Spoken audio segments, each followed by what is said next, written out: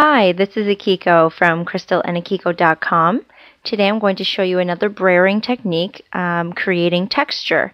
And this is really easy to do. I am just falling in love with this brayering, but if you can see here, I've created little lines in the background on top of the brayering. So I'm going to show you how to do that.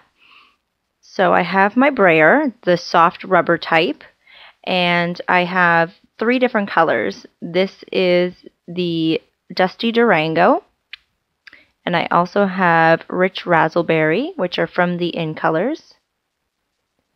And I'm going to use these 2 first. So starting with the lighter one, which is the Durango, I'm going to roll it on a little bit less than half of the roller, but this is totally up to you. You can, do it all one color if you want, or do half, or whatever you like. I'm doing just a little bit less than half, and I'm going to make sure it's nicely covered with even ink distribution.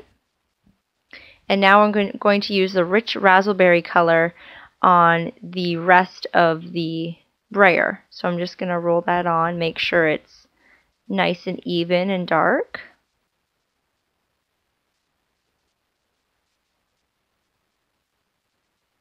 Looks pretty good. So now let's roll it on the paper.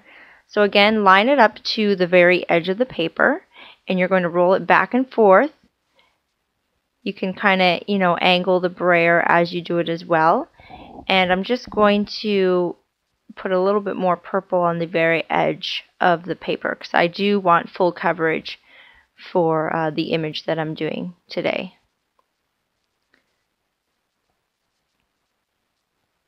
So now that's done, you can see the two-tone technique there in the brayer. And I'm just going to quickly close these inks and clean the brayer because I need it clean for the next part that I'm going to show you. I just use a regular stamp cleaner, and then I also use a wet wipe afterwards just to kind of get off the remainder ink, and that seems to work fairly well.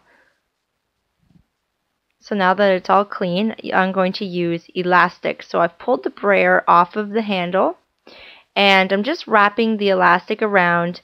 No particular pattern that I'm doing. I'm just wrapping it around until it's tight. And you can use as many elastics as you want. It depends on what type of image you want to create. Now I pop it back on, and I'm going to use my Distress ink by Tim Holtz.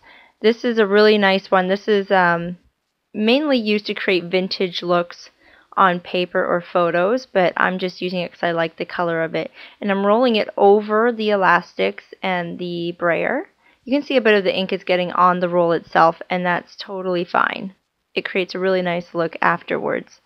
So once my brayer is nice and inked up, I'm just going to roll it across the paper. And you'll see the beautiful image it created. Beautiful wavy lines with a bit of the ink getting on the paper as well, making it look kind of vintage and rustic. So you can see the finished result on the card that I made. You can see it dries a little bit lighter, but I just love this technique. So much fun. Thanks for watching. I hope you liked the texture technique. I'm going to keep doing more brayering videos, so stay tuned.